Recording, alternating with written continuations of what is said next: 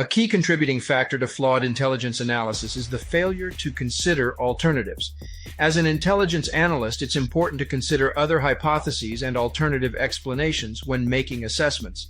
Analysis of alternatives is a critical tool to help you evaluate different scenarios, provide other plausible explanations, and make informed decisions. Let's discuss some best practices for considering alternatives when making assessments. First, identify the key factors that will influence the decision-making process. This can include political, economic, social, technological, environmental, and other factors. Next, develop a matrix that outlines the alternatives based on different factors and scenarios. This can help decision-makers compare and evaluate different scenarios. Finally, provide a detailed analysis of each alternative, including the probability of occurrence, the potential impact, and the potential response options available. This can help decision-makers make an informed decision based on the available information.